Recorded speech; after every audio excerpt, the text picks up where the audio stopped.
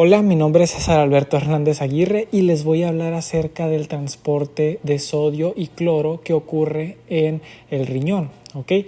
Y aquí tenemos un pequeño temario de los temas que vamos a ver en toda la clase y vamos a empezar pues con la introducción y vamos a hablar de pequeños detalles los cuales nos van a dejar muy en claro lo que va a suceder en toda la clase, ¿ok? Estos temas que vamos a revisar aquí en la introducción los vamos a seguir reutilizando, ¿ok? Entonces es importante que se los aprendan. Entonces también tenemos el transporte molecular de sodio y cloro. Aquí vamos a hablar pues, de una manera más molecular de todo lo que sucede, los transportadores que se utilizan, los canales que hay. Así que aquí le vamos a dar de lleno a esto en cada parte de la nefrona. Y por último tenemos a la regulación del transporte de sodio y de cloro. ¿Okay? En esta regulación aquí vamos a ver diferentes hormonas o mecanismos a los cuales van a regular concentraciones de sodio y de cloro. Bueno, entonces vamos a empezar con la introducción. Entonces, tenemos que recordar que existen dos tipos de vías de reabsorción, como aquí dice en el título de lo que vamos a hablar. Entonces, tenemos a la primera vía, que es la vía transcelular. La vía transcelular es cuando los solutos pasan a través de las células, ¿ok? Por medio de canales o por medio de difusión, los solutos van a pasar a través de las células y esto se le va a llamar la vía transcelular y va a pasar de este lado al otro lado, ¿ok? Entonces, la otra vía que tenemos es la vía paracelular. Entonces, la vía paracelular es de que los solutos pasan a un lado de las células, por eso se llama paracelular, ¿ok? Porque el para significa a un lado de, entonces los solutos van a pasar a un lado de las células. Tenemos estas dos vías de reabsorción, ¿ok? Entonces, ahora vamos a hablar un poquito de las reglas de difusión. Entonces, aquí tenemos los canales azulitos van a ser canales para el agua y los naranja van a ser canales para solutos. Entonces, aquí vamos a hacer un pequeño ejemplo de lo que más o menos sucede en la difusión. Entonces, de este lado hay muchas moléculas de agua en el lado izquierdo y en el lado derecho tenemos muchas cantidades de soluto. ¿Ok? Entonces, en la difusión, ¿qué es lo que va a pasar? Siempre donde haya más de algo, va a ir a donde haya menos. Entonces, como aquí hay muchos rojos, van a pasar al lado izquierdo y como aquí hay muchas bolitas azules, van a pasar al lado derecho. ¿Y qué es lo que les va a permitir este transporte? Estos canales que tenemos aquí. Entonces, la regla de la difusión principalmente es esa, que la difusión va de donde hay más a donde hay menos, para llegar así a un equilibrio. ¿Ok? Eso es lo que tenemos que saber. Ahora, ¿cómo está aplicado aquí al riñón? ¿Ok? Vamos a hacer un ejemplo aquí porque hay zonas en la nefrona en la que únicamente llegan a tener canales de soluto. ¿Ok? Entonces, ¿cómo es que se va a manejar esto si solamente hay canales de soluto y no hay canales de agua en toda la nefrona? ¿Cómo es que sucede este equilibrio? Bueno, se va a regir más por los miliosmoles. De este lado, si se dan cuenta, aquí tenemos una osmolaridad muchísimo más alta que del lado derecho. Entonces, a este lado, esto es lo que significa que este lado, el lado izquierdo, le sobra sodio, ¿ok? Lo rojo, los puntitos rojos, es el sodio. Entonces, a este lado le sobra sodio para la cantidad de agua que tiene. Y del lado derecho, a este lado, le hace falta sodio. Entonces, ¿qué es lo que va a hacer aquí la difusión? ¿Qué es lo que va a pasar aquí? Bueno, lo que va a pasar es que el lado izquierdo le va a donar unos solutos al lado derecho porque a este lado le falta sodio. Entonces, ¿qué es lo que va a pasar? Se reguló la osmolaridad. Eso es lo que tenemos que saber. Entonces, otro ejemplo que tenemos aquí es que aquí tenemos canales para agua. Entonces, de este lado, del lado derecho, vemos que hay una osmolaridad muchísimo más alta. Entonces, ¿qué significa? Que en el lado izquierdo, como hay una osmolaridad más pequeña, es que significa que a este lado le sobra mucha agua para la cantidad de sodio que tiene. Entonces, mientras que el lado derecho, donde hay una osmolaridad muchísimo más alta, a este lado le falta agua para la cantidad de sodio que tiene. Entonces, ¿qué es lo que va a pasar aquí? ¿Qué es lo que haría el riñón en estos casos para equilibrar?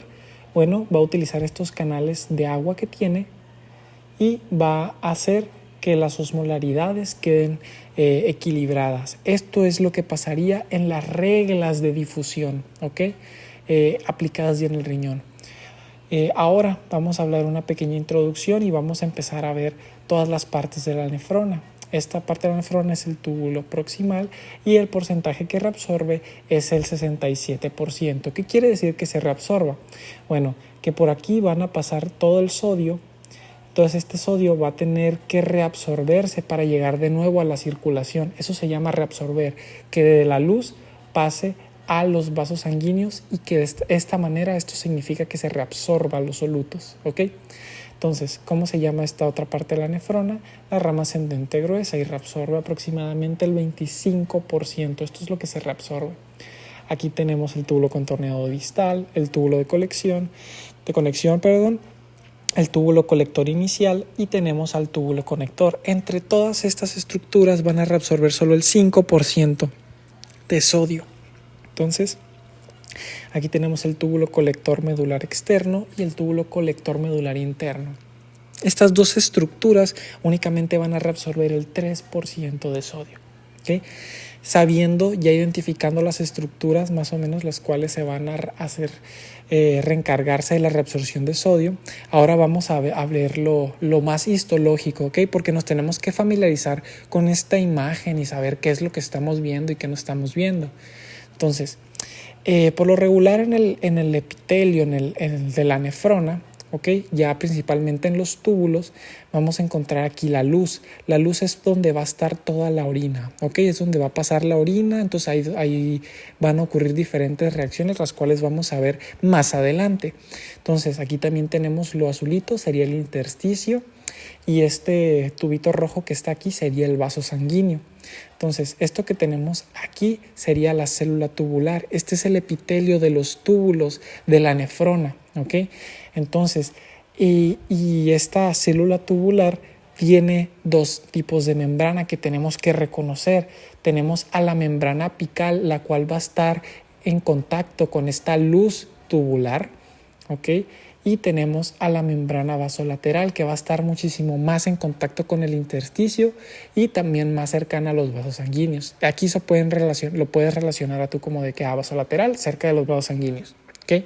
Esto lo tenemos que recordar siempre. Bueno, ya acabamos la introducción. Bueno, como ya acabamos la introducción, ahora lo que tenemos que hablar es del transporte molecular de sodio y de cloro, y aquí vamos a ir por parte, ¿ok? Así que ya vamos a empezar con este tema, ¿ok? Vamos a hablar primeramente del transporte de sodio, como dice acá arriba, ¿ok? Y lo vamos a hablar aquí en el túbulo proximal. Entonces, ¿qué es lo que vamos a hacer? Vamos a tener que hacerle un zoom a este túbulo proximal, ¿ok? Y lo que tenemos que saber de este túbulo proximal es que esta parte de la nefrona es demasiado permeable, tanto a solutos como al agua. ¿Qué significa esto? Que de una manera muy veloz se va a reabsorber tanto pues los solutos y como el agua, o sea que es muy permeable a esto. Entonces, para que se entienda mejor, vamos a hacerle este zoom y pues vamos a verlo, pues a ver de qué se trata esto. Primeramente vamos a hablar de la primera mitad del túbulo proximal, ¿ok? Entonces, aquí, ¿qué es lo que va a pasar?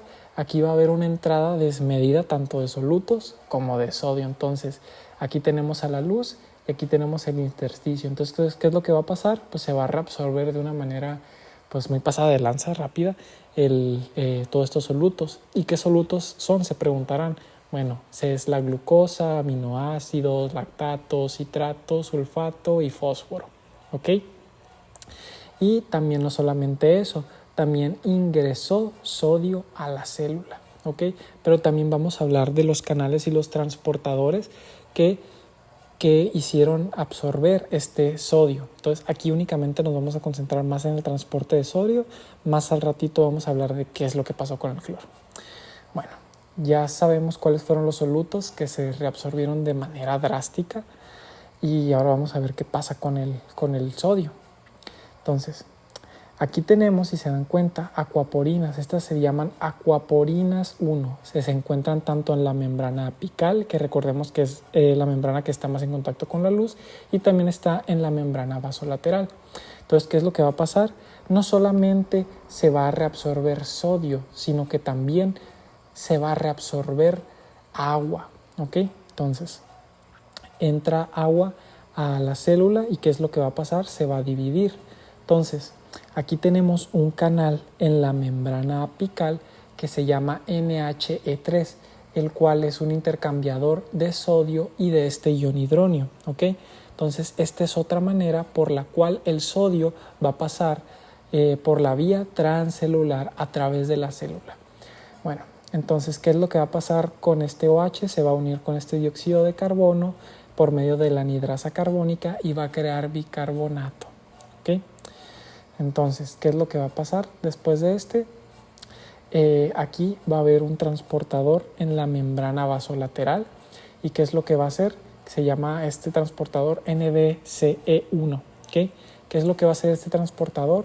Va a transportar tanto a este bicarbonato como a este soluto de sodio. ¿Okay? Este sodio. ¿Qué más tenemos en la membrana vasolateral? Bueno, pues también tenemos canales para potasio, los cuales van a secretar potasio al intersticio. ¿Y para qué vamos a secretar potasio al intersticio? Bueno, nos sirve para que funcione la bomba sodio-potasio ATPasa. Entonces, ¿qué es lo que va a hacer? Van a meter, este potasio se va a meter y se va a seguir reciclando y se va a pasar sodio al intersticio. Y así es como se va a estar reabsorbiendo por una vía transcelular. Ahora, también no solamente va a pasar por la vía transcelular, también tiene una vía paracelular. Entonces, este proceso se va a estar recreando y súbitamente va a haber un incremento de solutos y de sodio. Entonces, ¿qué es lo que va a pasar si aquí empieza a aumentar la osmolaridad? Bueno, este lado tiene que pasarle agua al otro lado. Entonces, para bajar la osmolaridad del intersticio y que estén las osmolaridades equilibradas. Entonces, el agua va a pasar por vía paracelular y no solamente por vía paracelular, por vía transcelular para regular la osmolaridad que hay aquí, porque no solamente hay sodio, también hay glucosa, lactato, citrato, fósforo y todo eso. Entonces, cuando ocurre esta venida de agua al intersticio, no solamente va a llegar agua, sino que también se van a arrastrar solutos, ¿ok? Entonces a esto se le va a llamar arrastre por solventes, cuando el agua va a pasar al intersticio, pero no solamente pasa esto, también se va a arrastrar al sodio, ¿ok? Y bueno, a solutos en particular, no solamente al sodio, y lleva agua y más solutos al intersticio, ¿ok? A pesar del gradiente que hay acá. Bueno, ahora, ¿qué va a pasar en la parte más distal del túbulo contorneado proximal? Bueno, y seguimos en el transporte de sodio, ojo. Bueno, existe algo que se llama fuga de retorno, ¿ok? Como hubo un aumento muy grande en esta absorción de sodio y de solutos, va a haber una osmolaridad muy pasada de lanza de este lado.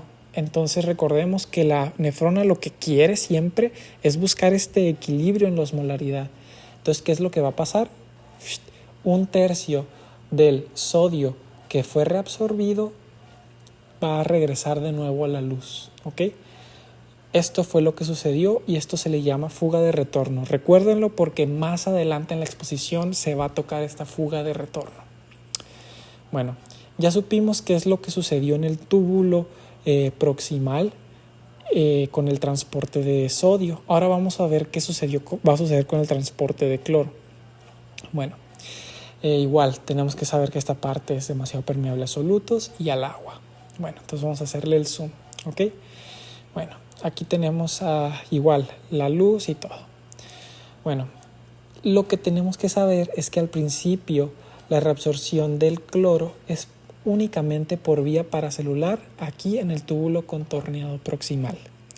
Entonces, ¿qué es lo que va a pasar? recordemos que se reabsorbió mucho sodio y también se reabsorbió mucha glucosa. Entonces, y bueno, otros componentes. Pero lo que nos importa aquí, lo que nos truje Shencha, es que pues se reabsorbió más sodio aquí. Entonces, y de este lado, si se dan cuenta, pues aquí tenemos al pobrecito cloro con cargas negativas. Entonces, ¿qué es lo que pasa aquí? La luz se hizo más negativo y de este lado se hizo más positivo.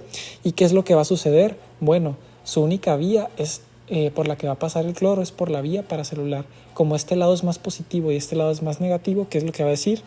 Véngase, mijita, para acá, y el cloro va a ser arrastrado al intersticio. ¿Okay? Y no solamente eso, no solamente por las cargas de los iones, sino que también se va a reabsorber el cloro por el arrastre de solventes. ¿Okay? Entonces, recordemos que como aquí hay un chorro de osmolaridad y aquí hay muy poquita osmolaridad, a este lado le sobra un chorro de agua. Entonces, ¿qué es lo que va a hacer? Se va a arrastrar por solventes tanto al agua como al cloro. Entonces, también ocurre este arrastre por solventes, no solo le ocurre al sodio, como vimos, también le va a ocurrir al cloro. ¿Okay? Entonces, ¿qué es lo que va a pasar ya en las partes más distales con este cloro, en este túbulo contorneado? Bueno, lo que sucede es que aquí tenemos una base y pues un ácido. ¿Okay? Entonces, ¿qué es lo que va a pasar? Es que en la membrana apical tenemos aquí a este transportador que se llama SLC26A6. Entonces, ¿qué es lo que va a pasar? Va a ser un cotransportador, va a ser un transportador en el cual va a entrar el cloro, y va a dejar salir la base. Y no solamente eso, en la membrana apical también tenemos al NHE3, que va a permitir la entrada de sodio y de este ion hidronio. ¿Qué va a pasar? Pues estos dos juntos vuelven a entrar de nuevo a través de la membrana y se vuelve a repetir el ciclo y así se está metiendo cloro de nuevo. ¿Y por qué vía fue? Fue por la vía transcelular, ya no fue por la vía paracelular. ¿Ok? Y como nos dimos cuenta, pues se reabsorbió también el sodio, que ya sabemos, ya habíamos visto cómo. Entonces, ¿qué tenemos aquí en la membrana apical? Bueno, tenemos este cotransportador de potasio y de cloro que se llama KCC1, KCC2 o KCC3. Entonces, ¿qué es lo que va a hacer? Va a secretar cloro y potasio al intersticio. Y no solamente eso, también en la membrana apical tenemos un canal de cloro, ¿okay? Y este canal de cloro también va a mandar cloro al intersticio. Y bueno, también tenemos la bomba de sodio potasio ATPasa, que ya sabemos cómo funciona. Bueno, ahora ya vimos por separado el transporte de sodio y cloro en el túbulo contorneado proximal. Ahora vamos a ver el transporte de sodio y cloro juntos, ¿ok? ¿Y dónde lo vamos a ver? Lo vamos a ver en la rama descendente fina del asa de Henle. ¿Cómo es que se va a regular aquí esta reabsorción de sodio y de cloro?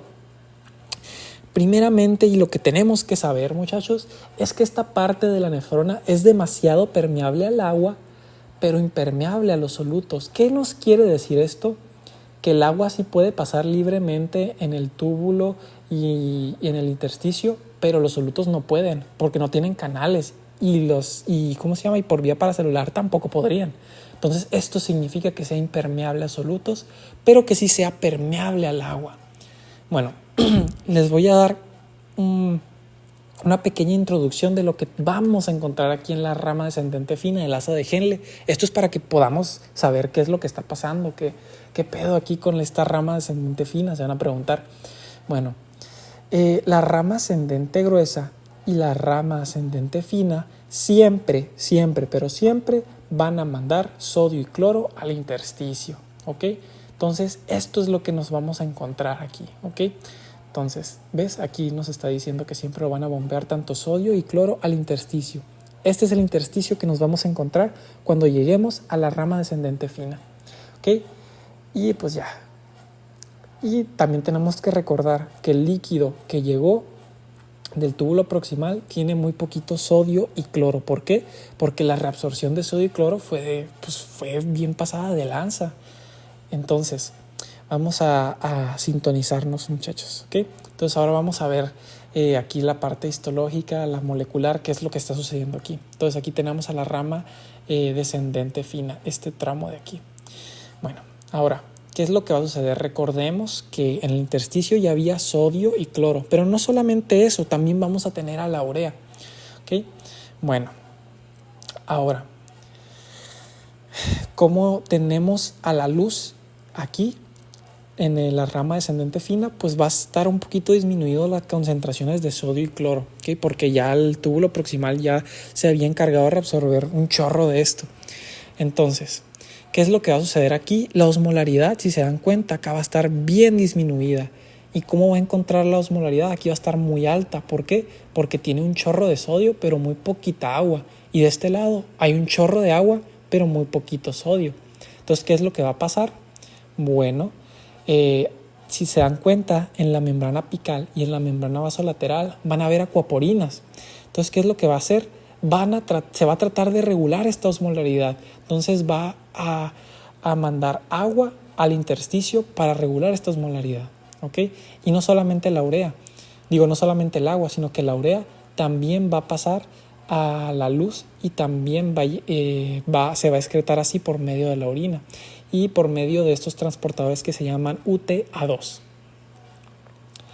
Entonces, ahora, ¿qué pasa con la rama ascendente fina del asa de Henle?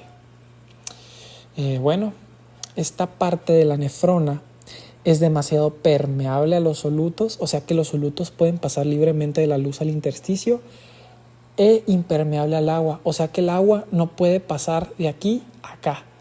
¿Ok? Entonces recordemos cómo vamos a encontrar aquí a la rama ascendente fina del asa de Henle.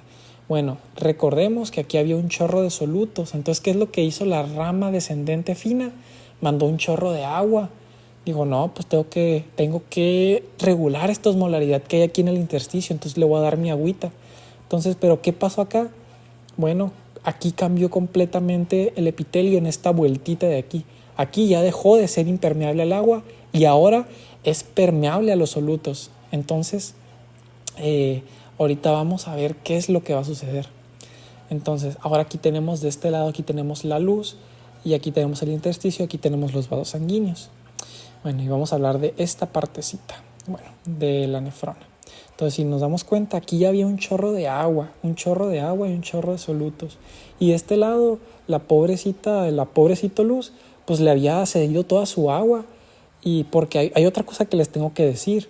Mientras más abajo te vayas, en el asa de Henle, va a haber una mayor osmolaridad. Entonces, más agua va a tener que perder la rama descendente fina. ¿Ok? Entonces, aquí, si nos damos cuenta, la pobrecita aquí, la rama ascendente fina, pues en la luz va a haber bien poquita agua, pero va a haber más solutos que agua. Entonces, ¿qué es lo que va a pasar? Aquí va a haber mucha osmolaridad. ¿Por qué? Porque hay poquita agua. Y de este lado va a haber una osmolaridad un poquito más bajita. ¿Por qué? Pues porque aquí ya tenemos a un intersticio que ya tiene un chorro de agua. Y pues está muy padre eso. Pero pues recordemos que el riñón, la nefrona, va a tener que regular esta osmolaridad para que sean exactamente iguales. Entonces, ¿qué es lo que va a suceder? Por vía paracelular le va a donar aquí unos solutos, porque recordemos que este lado, que la rama ascendente fina, es permeable a los solutos. ¿Ok? El agua, por más que quiera, no puede pasar aquí a la luz. Lo único que va a poder pasar son los solutos. Entonces, no solamente tenemos eso, también tenemos ese transportador aquí que se llama CLC-K1. ¿Qué se va a encargar? Se va a encargar de transportar transcelularmente el cloro. ¿Okay? Y pues también no se sabe por qué transportador sea, pero también se llega a urea y va otra vez aquí de nuevo a la luz. Y esta urea se va a deshacer para pues tirarla por la orina. ¿Ok? Y pues finalmente se va a reabsorber a los vasos sanguíneos y si nos damos cuenta se reabsorbió tanto sodio como cloro como el agua. Entonces, ahora, ya que sabemos todo esto, muchachos, ahora vamos a hablar de la rama ascendente gruesa, ¿ok? La RAG. Entonces, esta parte de la nefrona es demasiado permeable a los solutos e impermeable al agua. Es igualito que la parte de aquí, ¿ok? Entonces, vamos a ver qué sucedió aquí. Entonces, Aquí vamos a hablar de esto. En la membrana apical vamos a tener un canal muy importante, es un transportador muy importante porque también es un blanco farmacológico, ¿ok? Es un blanco farmacológico, esto es importantísimo, casi hasta puedo saborear que esto va a estar en el examen. Pero este NKCC2, ¿qué es lo que va a pasar? Es un cotransportador de todo esto, de un ion de sodio, de 1 de potasio y 2 de cloro, ¿ok? Entonces va a meter todo esto dentro de la célula, ¿ok? Y del lado de la membrana apical también vamos a encontrar un canal de potasio, que ¿qué es lo que va a hacer? Va a regresar este potasio a la luz para que este NKCC siga funcionando de una manera adecuada, ¿ok? También tenemos que hay agua, entonces esta agua se va a dividir en un ion hidronio y un OH. Entonces este ion hidronio va a ser aprovechado por un NHE3 que va a estar aquí en la membrana apical, ¿ok? ¿Qué es lo que va a hacer? Va a sacar el ion hidronio y va a meter un soluto que es el sodio. Entonces, ¿qué es lo que va a pasar con este OH? Este OH se va a unir con el CO2, con el dióxido de carbono por medio de la anidrasa carbónica y va a crear aquí el bicarbonato todo bonito y coquetón. Entonces, aquí ahora en la membrana vasolateral, porque está cerca de los vasos y cerca del intersticio, aquí tenemos un canal de cloro, el cual va a secretar este cloro al intersticio. Y este cloro nos va a ser de ayuda. ¿Por qué? Porque aquí vamos a tener un transportador de cloro y bicarbonato, el cual va a hacer que así se reabsorba el bicarbonato y el cloro va a volver a salir por este canal que tenemos aquí de cloro. ¿Y qué pasó con estos pobrecitos aquí sodios? Bueno, lo vamos a ver.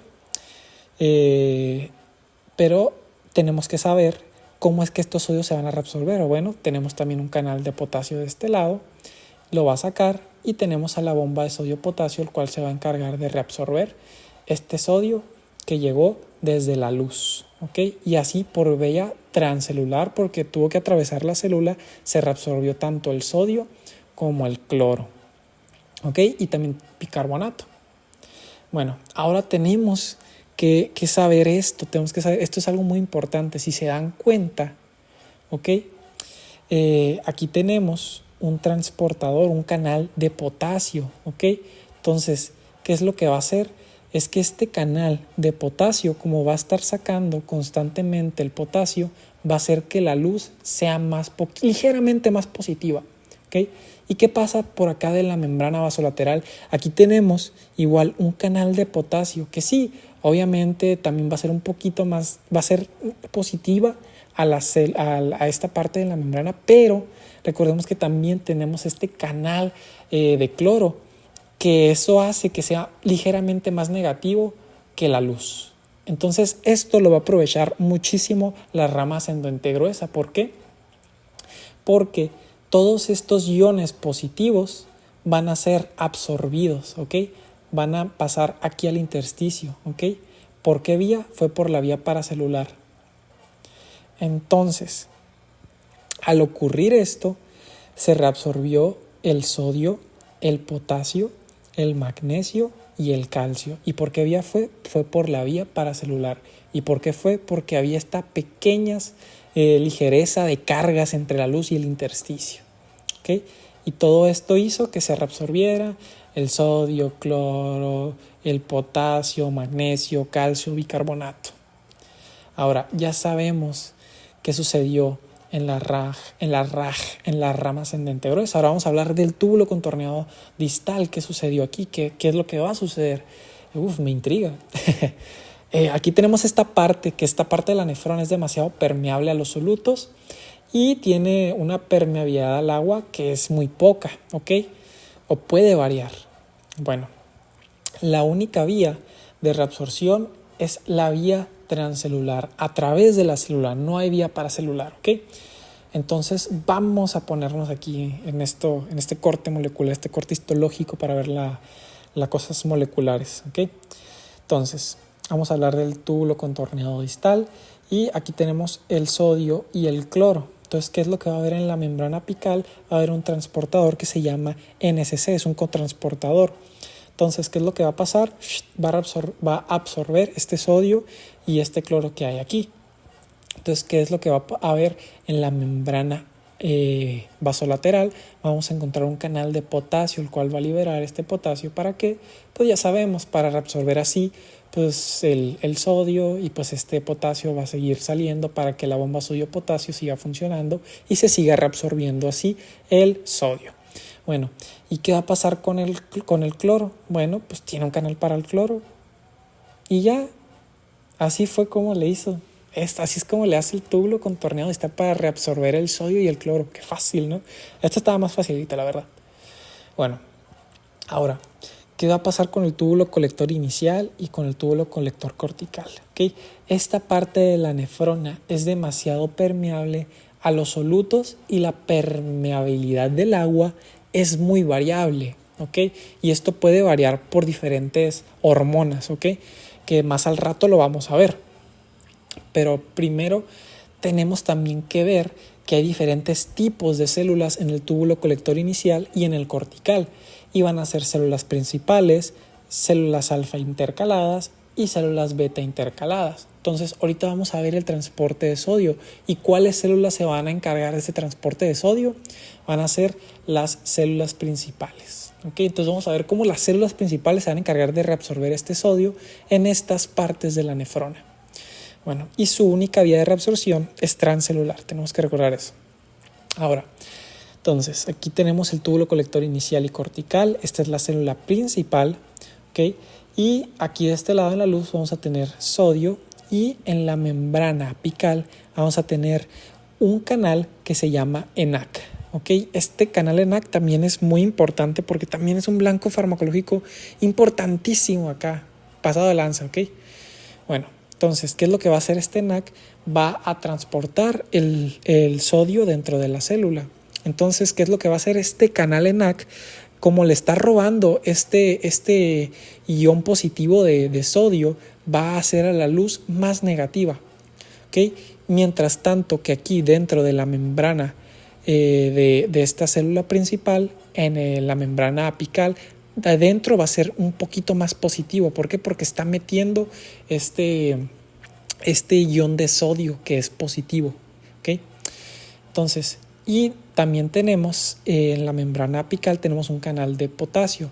Aunque vaya a sacar potasio, esto no importa, ¿ok? Porque va a predominar más estas cargas de que por fuera va a ser un poquito más negativo y por dentro en la membrana apical va a ser un poquito más positivo. Y no solamente tenemos este canal de potasio en la membrana apical, también la vamos a tener en la membrana vasolateral. Bueno, ¿y qué es lo que va a pasar? Va a liberar potasio al intersticio. ¿Y qué es lo que va a pasar? Bueno, adivinen quién lo va a aprovechar. Obviamente la bomba de sodio-potasio lo va a aprovechar. Entonces, ¿qué es lo que va a hacer? Va a reabsorber así el sodio. Entonces, así es como vimos que el sodio a través de la vía transcelular pasó hasta el intersticio para así ser reabsorbido. Y no solamente es eso. Como aquí se está liberando muchas cargas positivas dentro de la célula, en la membrana vasolateral va a ser un poquito más negativo. Y como aquí afuera va a ser un poquito muchísimo más positivo, porque se están liberando estos iones positivos. Entonces, esto es lo que se refiere el borón cuando dicen que está como que en forma de batería. Porque va a estar un positivo, un negativo y un positivo. Y así va a estar, eso significa que está en forma de batería. ¿Y qué va a pasar con el cloro? Bueno, el cloro, su transporte en la célula principal es únicamente por vía paracelular, ¿okay? Y no solamente eso, también en la membrana vasolateral vamos a encontrar acuaporinas 3 y 4.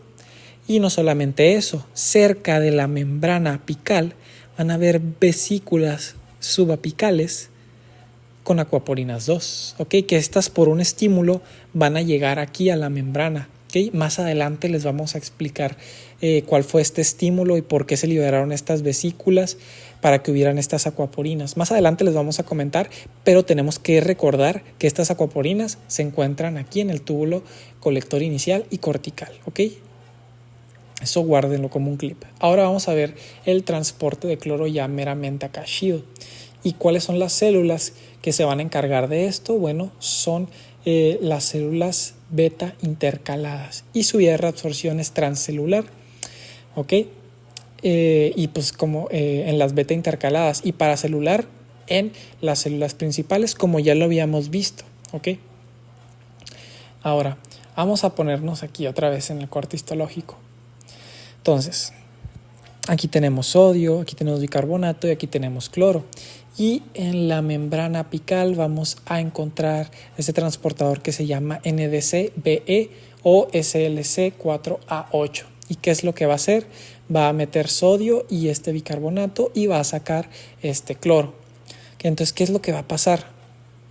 Hay dos maneras de que este bicarbonato se cree: por este transportador aquí o por la manera tradicional que ya todos conocemos, en el cual el bicarbonato se va a unir con el dióxido de carbono por medio de la anhidrasa carbónica y también creen así pues otro bicarbonato. Bueno, esas son las dos maneras en cual podemos encontrar este bicarbonato.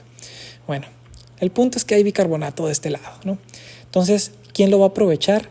Lo va a aprovechar esta pendrina que se llama SLC26A4, ¿ok? Entonces esta pendrina lo va a aprovechar que se encuentra en la membrana apical. ¿Qué es lo que va a hacer? Va a sacar este bicarbonato y lo va a sacar a la luz y otra vez ese transportador de acá lo va a aprovechar para meterlo y así sucesivamente va a ser un ciclo. ¿Pero qué sucedió? Metió el cloro aquí. Entonces, ¿qué es lo que va a haber en la membrana apical? Bueno, en la membrana apical va a haber un canal de cloro y así se reabsorbió el cloro por medio de la vía transcelular a través de la célula. ¿Y qué es lo que pasó con este ion hidronio? Bueno, aquí hay una bomba de iones hidronio, la cual va a utilizar ATP para poder así mandar este ion hidronio al intersticio. ¿Y dónde sucedió? En las células beta intercaladas. Ahora, vamos a hablar del transporte de sodio aquí en el túbulo colector medular externo y en el túbulo colector medular interno, ¿ok? Con su respectivo color. Entonces, estas partes de la nefrona es demasiado permeable a los solutos y tiene una permeabilidad al agua que es variable. Entonces puede pasar los solutos libremente tanto por el intersticio como la luz y también el agua, ¿no? Pero vamos a ver ahora sí cómo son las reglas aquí. Entonces, bueno, vamos a ir al corte histológico. Aquí tenemos la luz. Okay. Entonces, de este lado vamos a tener también en la membrana apical, vamos a tener ENAX, ¿ok? ¿Y qué es lo que va a hacer este canal? Bueno, va a dejar entrar el sodio. ¿Y qué es lo que va a hacer? La bomba de sodio-potasio, pues va a aprovechar esto y pues ya sabemos qué es lo que sucede, se va a reabsorber el sodio. Y no solamente esto, de este lado también en la membrana vasolateral vamos a tener acuaporinas 3 y 4. ¿Y qué va a pasar en las membranas subapicales?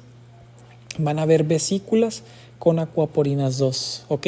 Recordemos en dónde estaban, ¿ok? Estaban más arribita y vamos a recordar, esto lo tenemos que recordar en dónde se ubican, ¿ok? Es muy importante, si quieren regresenle a la parte de atrás del video para recordar en dónde se ubican, porque más adelante vamos a explicar que esto tiene una importancia. Bueno muchachos, ya vimos lo que es el transporte molecular. Ahora vamos a ver cómo es que todos estos transportadores que vimos se van a regular, cómo es que todo esto va a regular la recaptación de sodio y de cloro, esta reabsorción, cómo es que está regulada.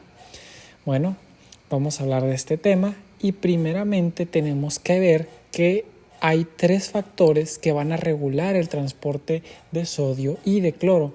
Uno van a ser los cambios en la hemodinámica que modifican la cantidad de sodio que se presenta al riñón. La 2 son factores que responden la disminución del volumen circulante efectivo. Y 3 factores que responden al aumento del volumen circulante efectivo. Por lo regular les van a preguntar más de la 2 y la 3, pero pues no está de más ver qué onda con la 1. Entonces vamos a hablar primeramente del balance glomerulotubular. Bueno, ¿qué es lo que nos quiere decir el balance glomerulotubular? Pues nos quiere decir que la cantidad que llegue de sodio al glomérulo es la cantidad que va a llegar a los túbulos, ¿ok? Entonces, ¿qué es lo que pasa si aumenta la cantidad que llega de sodio al glomérulo? ¿Qué es esto? Va a llegar más sodio a los túbulos, ¿ok? Entonces, eso es lo que vamos a ver únicamente aquí en la parte pues, más proximal aquí de toda esta nefrona. Entonces, aquí tenemos al sodio y vemos que el sodio llegó al glomérulo y se filtró a los túbulos, ¿ok? Pero resulta que más distal del glomérulo, esta reabsorción de sodio acá a los capilares, a los vasos sanguíneos, va a estar modulado por neuronas y va a estar regulado neuronalmente, y no solamente eso, por medio de las hormonas va a estar regulado. Entonces se dice el boron lo dice que esto no lo hace perfecto, ya que si fuera perfecto no necesitaría estas hormonas ni el sistema nervioso para regular esta reabsorción de sodio. Bueno, entonces, y aquí vemos que se reabsorbió. Bueno, entonces lo que vi este es el cuadro común, es algo que ya les había dicho. Si aumenta la cantidad de sodio que llega al glomérulo, pues aumenta la cantidad que va a llegar aquí a los túbulos. Bueno, ya sabemos que es el balance glomerulotubular. Ahora, los mecanismos peritubulares y luminales del túbulo proximal. Entonces vamos a ver primero los factores peritubales. Entonces, vamos a hablar aquí un poquito de las fuerzas de Starling, pero antes de esto los voy a tener que meter en una situación para que entiendan qué es lo que está pasando aquí. Entonces, ¿qué es lo que pasó? Llegó el soluto aquí por la arteriola aferente, llega al glomérulo, todo estos solutos se filtran y llegan aquí al túbulo, ¿ok? Eso es lo que ya sabemos. Pero ¿qué pasó después? ¿Qué pasó entonces con estos capilares que tenemos acá? ¿Qué pasó con estos capilares peritubulares? Bueno, lo que sucedió es que disminuyó abruptamente la cantidad de solutos que tiene estas arteriolas. Y lo que sí tienen estas arteriolas son proteínas. ¿Por qué? Porque el filtrado, recordemos que el filtrado del glomérulo no permite filtrar proteínas. Y las proteínas son las que se conservan dentro de estos capilares peritubulares. Entonces ya sabemos qué es lo que está sucediendo aquí. Entonces ahora nos vamos a meter con las fuerzas de Starling para que entren cómo es que esto cómo es que el sodio se reabsorbe y por qué. Bueno, aquí tenemos el corte histológico. Estamos en el túbulo contorneado proximal. Aquí esta imagen lo demuestra, lo confirma. Bueno, tenemos que hablar acerca un poquito de la presión hidrostática capilar. ¿Qué es esta presión hidrostática capilar? Bueno, es parte de las fuerzas de Starling. Esta presión hidrostática capilar va a aumentar si aumenta la cantidad de agua que hay dentro de los vasos sanguíneos, ¿okay? Pero recordemos cómo se filtró tanto los solutos como el agua, pues los vasos sanguíneos no van a tener tanta cantidad de agua. Y esta presión hidrostática que hace provoca que se expulse el líquido que hay de los vasos sanguíneos al intersticio. Entonces esto es una fuerza que saca líquido, ¿ok? Y no solamente líquido, también trata de sacar solutos. Bueno, ahora tenemos a su contraposición, que es la presión hidrostática intersticial. Entonces, si se dan cuenta, aquí es muchísimo más grande que la capilar. ¿Y por qué? Se van a preguntar. Bueno, cuando se filtraron en el glomérulo los solutos y el agua, pasó todo lo que ya sabemos y ahorita se encuentra en el intersticio. Un chorro de agua hay en el intersticio, un chorro de agua. ¿Y qué es lo que sucedió? Bueno, mientras más agua haya en estas cavidades que están aquí, va a haber mayor presión hidrostática, y esta presión hidrostática intersticial va a hacer que trate de meter tanto agua como solutos, ¿ok? Esto es otra fuerza de Starling. Tenemos una tercera fuerza de Starling, que es la presión oncótica capilar, que si se dan cuenta es de 45. Se preguntarán, César, ¿qué rayos es la presión oncótica capilar? Bueno, déjenme les explico. Ok, ¿Okay? La presión oncótica capilar está dada por la cantidad de proteínas que hay en los vasos sanguíneos. Entonces, si recordemos, en el glomérulo no se pueden filtrar las proteínas. Normalmente no se pueden filtrar las proteínas. Entonces, ¿dónde va a haber un predominio de proteínas? Dentro de los vasos sanguíneos. Entonces, las proteínas, aparte de eso, tienen una carga negativa. ¿Okay? Por ejemplo, la albúmina tiene una carga negativa. Entonces, ¿qué es lo que va a haber? Va a haber un efecto que creo que se llama el de Gibbs-Donan, entonces el cual va a atraer iones positivos dentro de los vasos sanguíneos. ¿Por qué los va a atraer? Porque recordemos que las proteínas tienen carga negativa y si tú atraes soluto, también vas a atraer cloro, y si atraes cloro y sodio, ¿qué es lo que va a suceder? También vas a jalar agua adentro. Entonces es por eso que es de vital importancia la presión oncótica.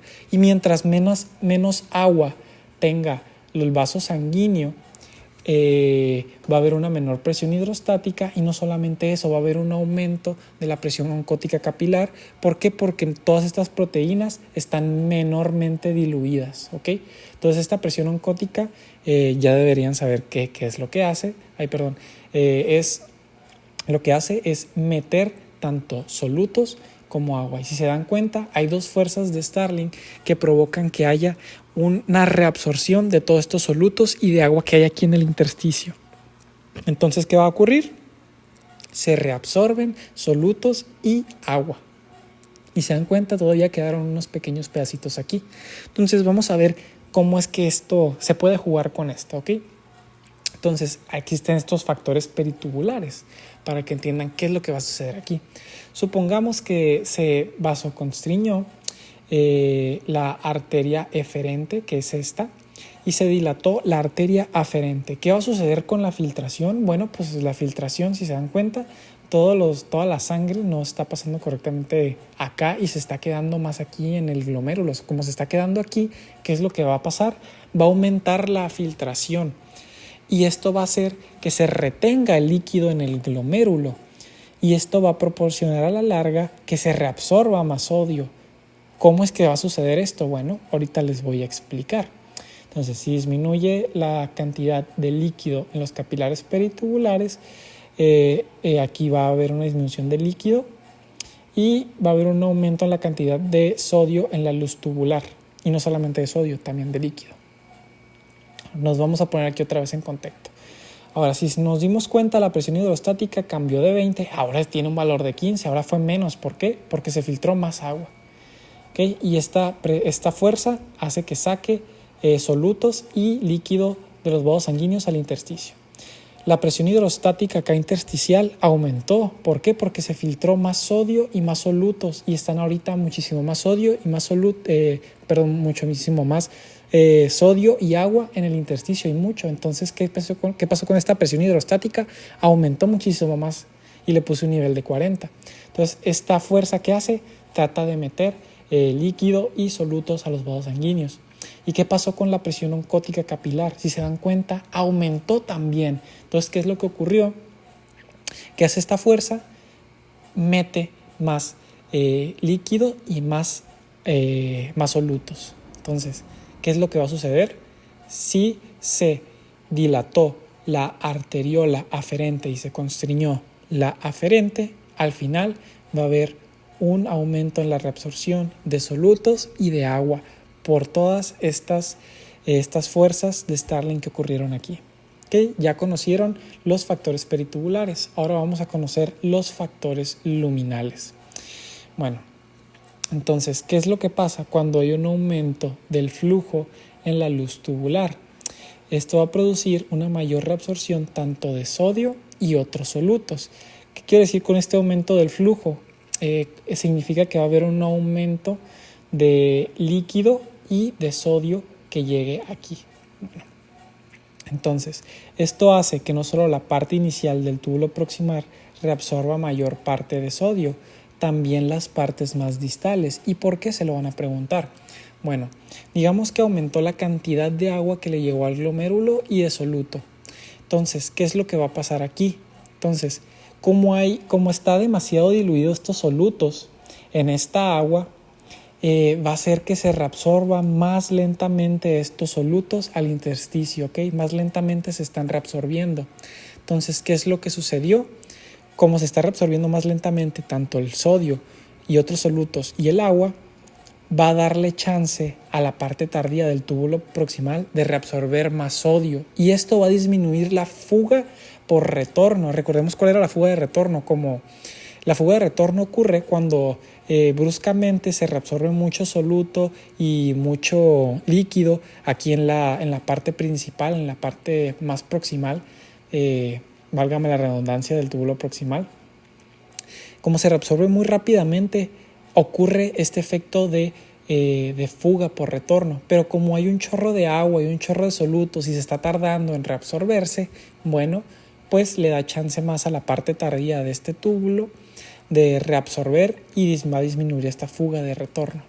Entonces, si aumenta la cantidad de agua y de sodio, va a haber una mayor también presión intersticial, ¿ok? Porque recordemos que si se está reabsorbiendo mucho sodio y mucha agua, ¿ok? La presión hidrostática intersticial aquí va a aumentar, y esa presión hidrostática intersticial que hace que va a meter sodio, y no solamente eso, va a meter solutos y agua a los vasos aquí sanguíneos. Entonces eso va a proporcionar una mayor reabsorción de sodio, ¿okay? Entonces ya conocemos ahora los factores luminales. Ahora vamos a ver qué onda con esta contracción o expansión del líquido extracelular. Bueno, el líquido extracelular está constituido de dos cosas. Es extracelular, fuera de las células. Entonces, ¿qué es lo que tenemos? ¿De qué está conformado? ¿Okay? De los vasos sanguíneos, del líquido en los vasos sanguíneos y del líquido que se encuentra en el intersticio. Estas dos cosas, el intersticio, y los vasos sanguíneos, son el líquido extracelular, ¿ok? Entonces, ahora vamos a jugar con esto de la contracción del líquido extracelular. Bueno, ahora, ¿qué es lo que va a suceder si disminuye en todo el cuerpo los solutos, tanto el sodio como el cloro? Si se dan cuenta, disminuyó. Va a disminuir también la cantidad que hay de agua en el intersticio, tanto en los vasos sanguíneos. ¿Y qué sucedió? Se contrajo, tanto el intersticio se contrajo, tanto como los vasos sanguíneos se contrajeron. Entonces, si hay una pérdida de sodio, conduce a la pérdida de agua, contrayendo el líquido extracelular.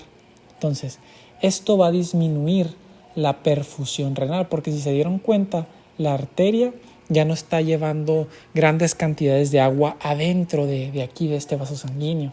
Entonces, si disminuye la perfusión renal, va a disminuir la tasa de filtrado glomerular. La filtración de aquí va a estar disminuida en gran medida. Entonces, esto también va a disminuir la carga filtrada de sodio. ¿Okay? ¿Y qué es lo que pasa si disminuye la carga filtrada de sodio? Pues el riñón tiene que buscar pues la manera de reabsorber el poco sodio que se filtró, ¿ok? Entonces, ¿por qué? Porque estás perdiendo el sodio, entonces el riñón tiene que ver la manera pues de no perder todo este sodio. Entonces, una de las maneras que hace es haciendo esto, ¿ok? Haciendo esta vasodilatación de la arteriola aferente y una vasoconstricción de la eferente, ¿ok? Entonces, ¿qué es lo que sucede? Que las células endoteliales del músculo liso y mesangiales van a liberar prostaglandinas aquí en la arteriola aferente, ¿ok? ¿Y qué pasó también? La angiotensina 2 va a provocar una vasoconstricción de la arteriola eferente. Entonces, ¿qué es lo que va a proporcionar? Si, como ya habíamos visto qué es lo que sucedió, pues esto va a proporcionar a que aumente más la reabsorción de sodio por las fuerzas de Stalin que ya habíamos mencionado. Entonces, este efecto, este mecanismo va a impedir que disminuya la tasa de filtrado glomerular y aumente la reabsorción de sodio. Y no solamente eso, también la angiotensina va a provocar que se reabsorba el sodio por vía transcelular, pero eso ya es más molecular, eso ya lo vamos a ver un poquito más adelante cómo es que hace esto también la angiotensina 2. Bueno, Entonces ahora vamos a poner el efecto contrario. Digamos que aumentó un chorro el sodio y agua, tanto el intersticio como los vasos sanguíneos. Entonces, ¿qué va a pasar? Se va a expandir el líquido extracelular. ¿Se dieron cuenta? Se expandieron los vasos sanguíneos también. Entonces, ¿qué ocurrió? Que el aumento de sodio y la ganancia de agua expanden el líquido extracelular.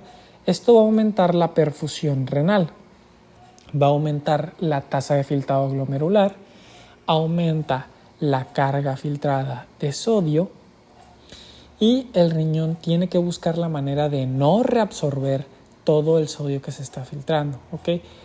¿Ok? Entonces, ¿por qué? Porque aquí ya hay mucho sodio y mucha agua, entonces tiene que buscar esa manera. ¿Y cómo lo va a hacer? Va a dilatar la arteriola eferente y va a constreñir la aferente. Bueno, y ahora por último vamos a hablar del aumento de la reabsorción de sodio en la nefrona distal. Bueno, aquí tenemos al túbulo proximal. ¿Qué porcentaje se reabsorbe? Aproximadamente el 67%. La rama ascendente gruesa, que reabsorbe el 25%. Entonces, ¿qué es lo que sucede aquí? Bueno, si en dado caso tú llegaras a utilizar algún diurético el cual inhiba la reabsorción, este porcentaje de sodio, ¿qué es lo que va a pasar? Bueno, pues las partes posteriores de toda la nefrona se van a encargar de reabsorberlo, ¿ok? ¿Por qué? Porque recordemos que si hay un chorro de flujo de tanto de agua como de sodio, va a provocar que haya una mayor reabsorción. Y si no se da aquí en la parte proximal, va a ocurrir en la parte distal de la nefrona. Entonces, es por eso que los diuréticos del túbulo proximal no son tan eficaces y por eso pues, se han dejado de usar. Ahora vamos a hablar acerca de los factores que responden a la disminución del volumen circulante efectivo. Y vamos a hablar aquí de algo muy, pero muy importante, que es el eje renina-angiotensina-aldosterona. Aquí es todo un blanco farmacológico también. Hay un chorro de fármacos que actúan aquí, ¿ok? Pero bueno, vamos a hablarles acerca de la fisiología para que lo entiendan. Ok. Principalmente el hígado va a estar secretando a los vasos sanguíneos el angiotensinógeno, ¿ok? ¿Y qué es lo que va a suceder? El riñón va a estar secretando renina, ¿ok? Y la liberación de angiotensinógeno no está regulado, así que esto el hígado puede seguir produciendo angiotensinógeno las veces que se le pegue la gana, ¿ok? Pero la renina resulta que sí está regulada. Entonces, ¿pero qué estímulos hicieron que se liberara esta renina al torrente sanguíneo? Bueno, los vamos a ver ahorita, ¿ok? No se me asusten. Entonces, aquí tenemos al glomérulo bien bonito, ¿no? Entonces, tenemos que hablar del aparato yuxtaglomerular y están constituidas por células mesangiales extraglomerulares, que son estas que están aquí, estas moraditas. De hecho, si se dan cuenta, el color de las letras es el color de las células que vamos a encontrar, ¿ok? Son estas moraditas las células mesangiales extraglomerulares. Otro parte del aparato yuxtaglomerular son las células de la mácula densa, que son estas naranjitas que tenemos aquí, y también tenemos a las células glandulares, o también se le puede llamar yuxtaglomerulares o epiteloides, que son estas que están aquí, estas verdecitas, ¿ok? Si se dan cuenta, también están del mismo color. Bueno, las que nos importa aquí, las que nos truje chencha acá bien chido, pues son estas células, las células granulares yuxtaglomerulares, ¿ok? ¿Okay? Y estas son las que se encargan de secretar la renina. Estas, si se dan cuenta, están también muy cercanas ¿a qué? A la arteriola aferente, ¿ok? Están muy cercanas. Ahora, vamos a tener que hacerle un jumejito aquí, un zoom. Y ahora sí, ¿qué activa la liberación de la renina? ¿Cuáles fueron estos estímulos? Bueno, un estímulo puede ser el efecto simpático, ¿ok? Digamos que ocurrió el efecto simpático y ¿qué sucedió? Bueno, haz de cuenta que aquí el nervio lo que va a pasar es que va a liberar noradrenalina y las células granulares o yuxtaglomerulares o epiteloides, como les gusten decirle, van a tener receptores y van a ser receptores beta 1. Entonces, se une aquí y ¿qué es lo que va a suceder? Va a ocurrir la liberación de la renina al torrente sanguíneo cercana a la arteriola aferente. Bueno, ese es uno de los estímulos. Otro es la disminución de sodio y cloro en la mácula densa. Si de casualidad llega aquí una disminución de sodio y cloro en la mácula densa, las células de la mácula densa lo van a sensar y se lo van a hacer comunicar a las células granulares. Y esto va a ser otro estímulo para liberar renina. ¿Okay? Una disminución aquí de sodio y cloro en la mácula densa. Otro estímulo va a ser una disminución de la presión de perfusión renal. ¿Cómo es que sucede esto? Se van a preguntar. Bueno, vamos a tener que hacerle otro zoomcito aquí para que vean qué onda. Haz de cuenta que recordemos que existen también los vasoreceptores, ¿no? ¿Se acuerdan de los vasoreceptores? Y que tienen receptores mecanosensibles, ¿okay? Que son sensibles, que se abren con las fuerzas mecánicas. Bueno, sucede algo muy parecido aquí con las células granulares. Tienen estos canales, ¿ok? Muy interesantes. Entonces, ¿qué es lo que pasa? Que estos mecanorreceptores mantienen la célula granular despolarizada, lo que causa que haya grandes concentraciones de calcio, evitando así que se libere la renina. Entonces, el flujo sanguíneo elevado aquí va a deformar la membrana de las células granulares, lo que va a abrir estos mecanorreceptores, lo que va a hacer que entre calcio y este calcio va a hacer que no salga estos gránulos de renina. Entonces, ¿qué es lo que pasa si disminuye esta presión de aquí? Bueno, si disminuye la presión, ¿qué es lo que va a ocurrir? Va a ocurrir que se cierren, va a haber una menor apertura de estos mecanorreceptores, entonces se van a cerrar. ¿Y qué es lo que va a ocurrir? Va a haber una menor apertura de canales de calcio. ¿Y qué va a hacer? Va a disminuir el calcio intracelular. Y si disminuye el calcio intracelular en las células granulares, va a producir que se libere renina aquí a la arteriola aferente. ¿Ok? Esos fueron los estímulos por los cuales se liberaron la renina. Una disminución simpática, disminución de sodio y cloro en la mácula densa y disminución de la presión de perfusión renal. Todo esto hizo que se liberara la renina al torrente sanguíneo. Entonces, ahora sí, ¿qué pasa cuando se une, la renina es una enzima, la cual va a afectar al angiotensinógeno y va a crear así angiotensina 1? Bueno, la angiotensina 1 va a viajar por toda la circulación y se va a encontrar con esta enzima convertidora de angiotensina. ¿Okay? Esta enzima convertidora de angiotensina, ¿dónde la podemos encontrar? Uno, puede ser en el endotelio vascular de todo el cuerpo. Abunda muchísimo más en los pulmones, ¿ok? En el endotelio vascular de los pulmones. Otro es en el endotelio vascular de los vasos renales, o puede ser de la arteriona aferente como la eferente. Y por último, lo podemos encontrar en las células del túbulo proximal. Ahí es donde podemos encontrar a la enzima convertidora de angiotensina, a la ECA. Entonces, ¿qué va a suceder? La angiotensina 1 va a pasar por este ECA y ¿qué es lo que va a suceder? Se va a convertir en angiotensina 2. ¿Okay? Ahora, cuando hay un aumento de las concentraciones de angiotensina 2, va a ejercer varias acciones. ¿Okay? Una de las acciones va a ser vasoconstricción de vasos renales y otros vasos sanguíneos cuando hay altas concentraciones de la angiotensina 2. ¿Ok? ¿Y cómo es que va a suceder esto? Bueno, va a ocurrir esto y si se dan cuenta, va a ocasionar que haya más una vasoconstricción de la arteriola eferente, como ya les había comentado anteriormente. Bueno, vamos a dejarle el zoomcito aquí. ¿Y qué es lo que sucede? Aquí tenemos a la célula muscular. Entonces, ¿qué es lo que sucedió? La angiotensina 2 se unió a este receptor que se llama receptor AT1, que están en estas células musculares de la arteriola eferente. La angiotensina 2 se une aquí a este receptor AT1A, va a activar a la vía G-alfa-Q.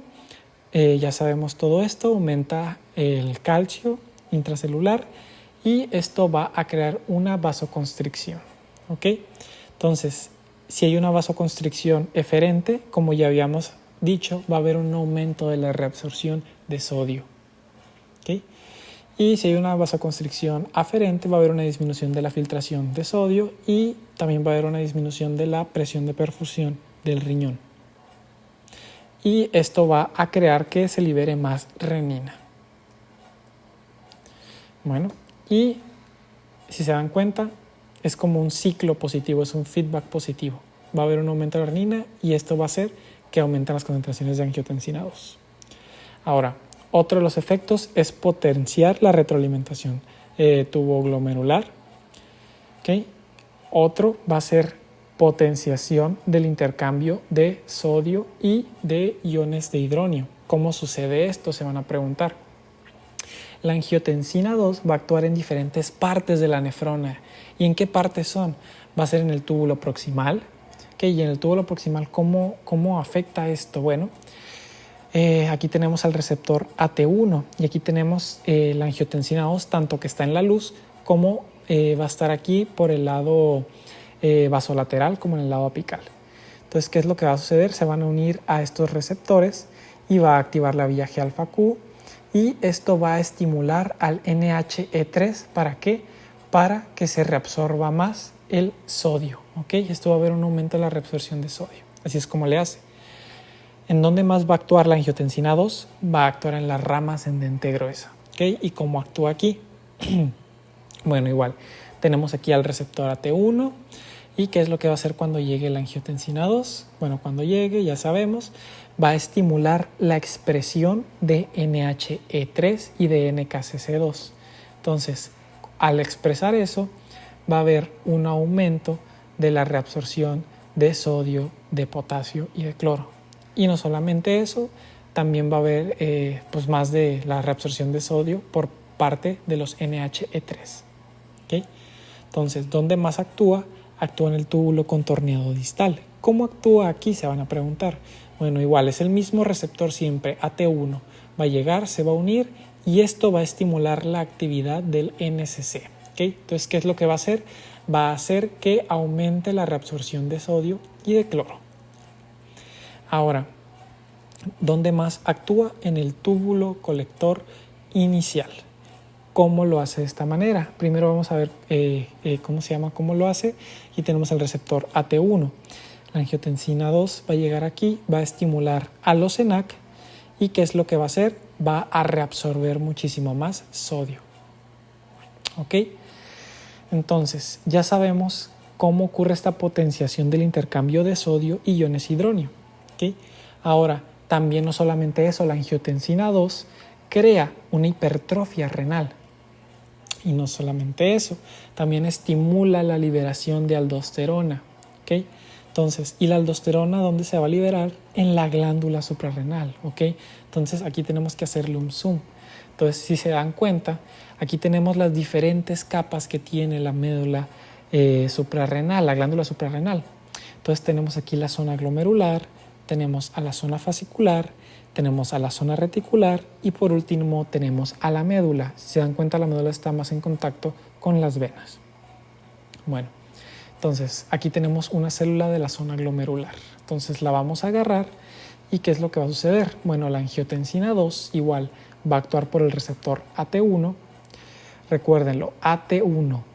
Entonces se va a unir la angiotensina 2 a este receptor, va a activar la G-alfa-Q, ya sabemos todo lo que sucede, y el aumento de PKC y calcio va a abrir a los canales dependientes, a los canales de calcio dependientes de voltaje y va a meter más calcio. Entonces, las concentraciones altas de calcio va a hacer que haya una liberación de la aldosterona, ¿okay?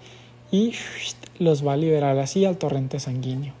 Entonces, y no solamente eso, también va a estimular a la aldosterona sintasa para crear más aldosterona dentro de la célula glomerular. Bueno, ahora, la aldosterona que se acaba de liberar ¿en dónde va a actuar? ¿Okay? Recordemos, la angiotensina causó que se liberara aldosterona, pero la aldosterona ¿en dónde va a actuar en la nefrona? Bueno, va a actuar en la parte distal del túbulo contorneado distal. Entonces, aquí tenemos al túbulo contorneado distal y aquí tenemos a la aldosterona, la cual se va a unir a un receptor de mineralocorticoide que se encuentra en el citoplasma. ¿Ok? Entonces se va a unir aquí la aldosterona y este complejo va a llegar al núcleo, lo cual va a aumentar la síntesis de sodio, de los ENaC, de los canales de sodio, va a aumentar la síntesis del NSC y con esto va a aumentar la reabsorción de sodio. ¿Ok? Ahora, ¿dónde también actúa? En el túbulo de conexión y en los conductos colectores. ¿Ok? ¿Cómo actúa aquí? Igual tenemos la aldosterona, se une al receptor de mineralocorticoides en el citoplasma, llega al núcleo y se dan cuenta, estamos aquí en la célula principal del túbulo colector cortical. Entonces, ¿qué es lo que va a suceder aquí?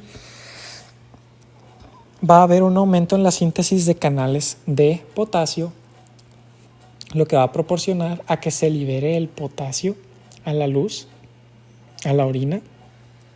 Van a aumentar la síntesis de los ENaC y también va a aumentar la síntesis del SGK1. Y no solamente eso, va a haber un aumento del metabolismo mitocondrial, proporcionando que haya más ATP. ¿Para qué?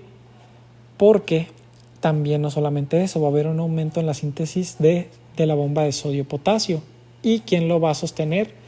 Pues el ATP, porque la bomba de sodio-potasio necesita, obviamente, de ley, ocupa el ATP. Entonces, ¿qué va a suceder aquí con el ENaC? Bueno, en el ENaC tiene una parte, este canal de sodio tiene una parte que se llama PPXI. Entonces, ¿y qué es lo que va a pasar? Por lo regular, se le pega la NET42. Entonces, esta es una proteína para así degranar estos canales. Es como una señalización, ¿ok? Como de que si la NET se pega aquí a esta parte de los ENaC, va a decir, ¿sabes qué? Elimínamela, bórramela. Entonces, ¿qué es lo que va a pasar?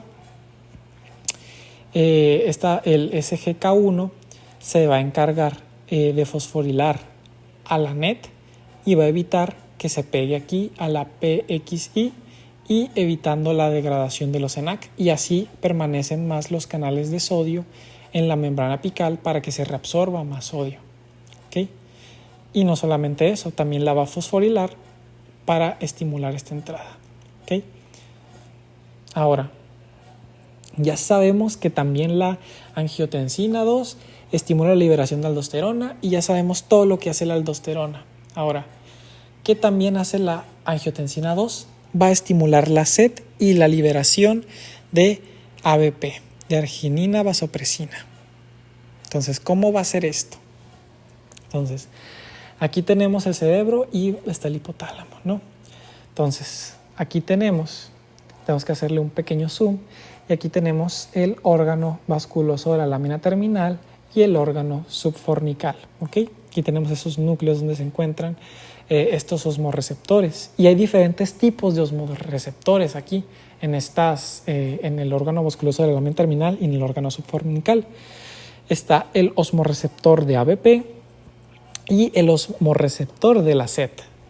Entonces, los osmorreceptores de la sed son los que causan esta sensación para aumentar la cantidad de agua en el cuerpo, ¿ok? Entonces, hagan de cuenta que estos osmorreceptores, tanto de la sed como de ABP, tienen un receptor de AT1. Entonces, cuando llega la angiotensina, los va a activar, ¿ok? Y van a mandar potenciales de acción. Entonces, el osmorreceptor de la sed pues se va a activar y va a crear esta sensación. ¿Y qué va a pasar con los de ABP? Bueno, van a mandar sus fibras al núcleo supraóptico y al núcleo paraventricular, ¿okay? Donde van a haber neuronas magnocelulares, ¿okay? Que también se van a despolarizar y se van a activar, ¿okay?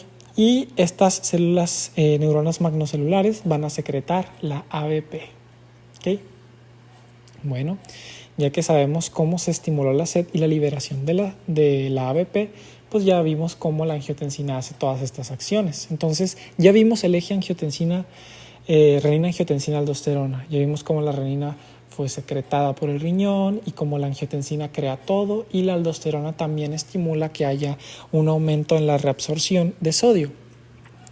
Ahora vamos a ver cómo la división simpática del sistema nervioso autónomo va a provocar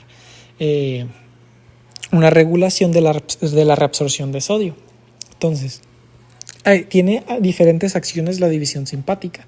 Entonces, recordemos, el riñón está inervado, ¿ok?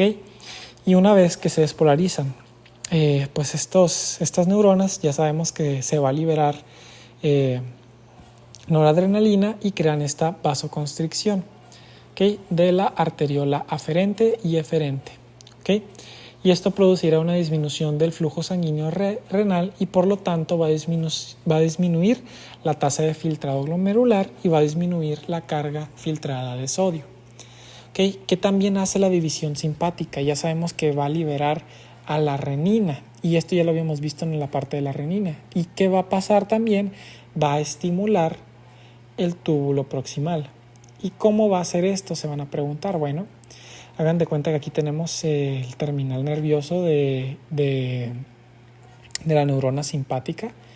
Bueno, ¿qué es lo que va a pasar? Se va a despolarizar, va a pasar el potencial de acción y va a liberar noradrenalina, la cual se va a unir a estos receptores alfa-adrenérgicos que hay aquí. Entonces, ¿qué es lo que va a pasar? Va a haber una estimulación tanto del NHE3 como de la bomba de sodio-potasio. Y eso va a hacer que se reabsorba más sodio al intersticio, ¿okay? Y esto no le va a importar el efecto hemodinámico, ¿okay?, cuando está presente el sistema nervioso autónomo, el simpático, prendido el simpático. Ahora, ¿qué es lo que va a pasar con la arginina vasopresina o la hormona antidiurética? Pues recordemos que la angiotensina 2 se encargó de liberar esta vasopresina, pero nunca vimos a ciencia cierta qué hace esta vasopresina. Bueno, vamos a ver.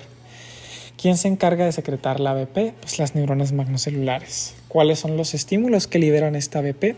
Uno es la angiotensina 2, como ya lo habíamos visto. Otro es el aumento de la osmolaridad sanguínea. ¿Okay? ¿Y cómo es que sucede esto? Bueno, vamos a tener que hacerle un zoom otra vez aquí. ¿Okay? Y aquí ya nos ponemos más en contacto con esto. Este dibujo que tenemos aquí todo bonito y coquetón. Aquí tenemos mecanorreceptores. Si se dan cuenta, tanto el osmorreceptor de la SET como el del ABP tienen aquí mecanorreceptores. ¿Okay? Estos mecanorreceptores se van a abrir si hay una deformación en la membrana. Bueno, vamos a suponer que aumentó la osmolaridad tanto en sangre como en el intersticio. Digamos que estamos comiendo palomitas en el cine y las palomitas tienen un chorro de sodio, ¿no? Entonces aumentó un chorro de sodio dentro del intersticio y en la sangre. Entonces, ¿qué es lo que va a ocurrir? Bueno, va a aumentar la osmolaridad en el intersticio. ¿Y qué es lo que van a hacer los mecanorreceptores? Bueno, van a decir, ¿sabes qué? Voy a liberar poquita agüita y se la voy a prestar poquito al intersticio y a los vasos sanguíneos. Pero a causa de eso, las células están perdiendo agua y se van a deformar sus membranas. Y como tienen mecanorreceptores, estos mecanorreceptores se van a abrir, ¿okay? ¿Okay? Y se van a despolarizar. Y van a mandar potenciales de acción. ¿Okay? Uno va a decir, ¿sabes qué? Estás comiendo demasiadas palomitas con sal. ¿Sabes qué? Tengo sed, dame agua. Entonces los osmorreceptores de la sed se despolarizaron y ¡fum! Mandaron la sensación de sed. ¿Y qué pasó con los del ABP? Bueno, se van a comunicar con las neuronas magnocelulares para secretar así la ABP. ¿Ves? Y aquí ya se secretó la ABP al torrente sanguíneo. ¿Y dónde va a actuar la ABP? Bueno, la ABP va a actuar en los vasos sanguíneos. ¿Cómo actúa? La ABP se va a unir a los receptores B1A. ¿Y qué es lo que va a ocurrir? Va a ocurrir una activación de la vía G-alfa-Q, va a haber un aumento de calcio intracelular y eso va a ocurrir la vasoconstricción. Esto ocurre cuando igual el ABP hay un chorro en todo el cuerpo. ¿Okay? Entonces, ya sabemos que actúan los vasos sanguíneos. también va a actuar en el riñón. ¿Y cómo va a actuar en el riñón? Bueno, la ABP va a actuar en diferentes partes de la nefrona. Uno va a ser en la rama ascendente gruesa. ¿Y cómo va a ser esto? Bueno, la rama ascendente gruesa tiene un receptor que se llama receptor V2, el cual se va a unir la ABP, ¿ok? Se une la ABP y ¿qué es lo que va a ocurrir? Se va a activar la vía G-alfa-S, va a activar la N-latociclasa, la AMP, cíclico va a aumentar, va a activar a la PK y esto va a estimular a los receptores NKCC2 y los canales de potasio, ¿ok? ¿Qué es lo que va a hacer? Va a aumentar esto así la reabsorción de sodio, ¿ok? Pero ¿qué pasa si hay un aumento en las prostaglandinas? ¿Ok? Digamos que hay un aumento en las prostaglandinas aquí. Va a inhibir a la adenilatociclasa y por lo tanto, si hay un aumento en las prostaglandinas, no se va a reabsorber el sodio. Entonces va a disminuir su reabsorción. Ahora, la rama ascendente gruesa va a estar liberando no solamente el sodio y el cloro al intersticio de aquí, también va a estar liberando el sodio y el cloro al intersticio de este lado, y esto es importante que se sepa, ¿ok? Ahora, tenemos aquí al túbulo colector inicial y cortical. Aquí va a actuar también la ABP y va a interferir en el transporte de sodio y en el transporte de agua, ¿ok? Entonces, ¿qué es lo que va a hacer? La ABP o la hormona antidiurética, como le quieran decir, se va a unir igual a su receptor B2, se va a unir y ¿qué es lo que va a hacer? Va a aumentar el número de canales de sodio abiertos. Entonces eso va a proporcionar que aumente la cantidad de sodio que se va a reabsorber. Entonces, ahora, ¿qué va a pasar en el túbulo? Esto fue lo que ocurrió aquí con el transporte de sodio, para que vean. Ahora, ¿qué va a suceder con el transporte de agua? Aquí es muy importante porque realmente es más la cantidad de agua que se va a reabsorber por la ABP. Realmente si ustedes ven un cambio en la ABP va a ser más por el agua, más que el sodio, ¿ok? A pesar de que ya vemos que se está reabsorbiendo poquito sodio, va a ser poquito sodio, pero realmente el agua es lo chilo de aquí, ¿ok? Entonces aquí tenemos el receptor B2, se une la ABP y ya, se activa la G-alfa-S, aumenta el AMP cíclico y ¿qué es lo que va a hacer? La PK va a estimular a que se sinteticen estas acuaporinas, la acuaporina 2, que se van a meter en gránulos, ¿ok? Y no solamente eso, la PK va a estimular a que se secreten se una este gránulo de aquí y se unan a la membrana apical y aumenten así las acuaporinas 2. Entonces, una vez que aumentan las acuaporinas 2 aquí en la membrana apical, no solamente eso, se va a estimular a que entre más agua, pero no solamente eso ocurrió, la PK también las fosforiló para que pues, su función sea más chida, ¿okay?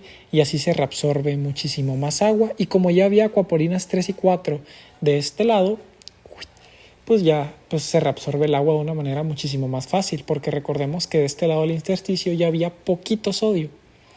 Entonces, ¿qué es lo que pasa cuando bajan las concentraciones de ABP? Pues se vuelven a endositar estas acuaporinas 2 y se vuelve a inhibir esta reabsorción de agua. Entonces, aquí realmente lo que le importa más a la ABP es que tú reabsorbas más agua. ¿Por qué? Porque la ABP, recuerden que se estimuló. ¿Por qué? Porque hubo un aumento de la osmolaridad, porque hubo un aumento de sodio. Entonces, a la ABP le importa muchísimo más que se reabsorba el agua, ¿okay? Ahora, vamos a hablar aquí que va a afectar la ABP al túbulo colector medular interno y externo. ¿Y cómo lo va a hacer? Va a actuar igual que el transporte de agua del túbulo colector inicial. Aquí lo que se va a reabsorber va a ser agua en el túbulo colector medular interno y externo. Si se dan cuenta, desde acá, desde el túbulo colector inicial y cortical hasta la médula, hasta el túbulo colector medular interno y externo, se van a encargar de reabsorber muchísimo más agua. Eso es lo importante de aquí.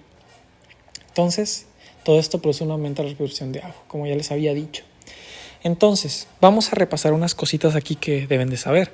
Aquí hay una alta permeabilidad al agua, ¿ok? De este lado, si se dan cuenta, todo desde el glomérulo hasta la rama descendente fina va a haber una alta permeabilidad al agua. Y desde la rama ascendente fina hasta la parte del túbulo distal va a haber una baja permeabilidad al agua. Mientras tanto, si se dan cuenta que todo lo verde tiene una permeabilidad variable. ¿Y por qué es variable? Porque aquí es donde principalmente va a afectar la ABP. Entonces, aquí es una pequeña escala sacada del borón. Entonces, los gráficas que estén en rojo va a ser la cantidad de permeabilidad al agua, de las reabsorciones del agua que pueden dar sin la ABP. ¿Okay? Entonces, aquí tenemos al túbulo contorneado proximal, el túbulo recto proximal, la rama ascendente fina, la rama ascendente fina, la ascendente gruesa. Si se dan cuenta, estos que están aquí tienen una permeabilidad muy baja. ¿Y qué es lo que va a pasar acá si se dan cuenta? Cuando hay ABP de por medio, su permeabilidad al agua aumentó muchísimo más. Entonces, si se dan cuenta, la ABP le importa muchísimo más la reabsorción del agua que del sodio y el cloro. Pero si se dan cuenta, sí los llega a reabsorber poquito, pero le importa más el agua. Entonces, esto es lo que pasa cuando la ABP está en juego. La permeabilidad al agua en esta parte de esta zona de la nefrona aumentó muchísimo más. ¿Okay? Y ya sabemos qué es lo que sucede aquí. Y bueno, como ya vimos, acabamos de ver los factores que responden a una disminución del volumen circulante efectivo. ¿Okay? ¿Y dónde se puede llegar a ver esto? Se puede llegar a ver esto en una hemorragia. Entonces, si hay una hemorragia, se van a activar estos sistemas que están viendo aquí para mantener el líquido que hay dentro del cuerpo. Y no solamente eso, también el sodio. ¿Okay? Y ahora vamos a ver los factores que responden a un aumento del volumen circulante efectivo.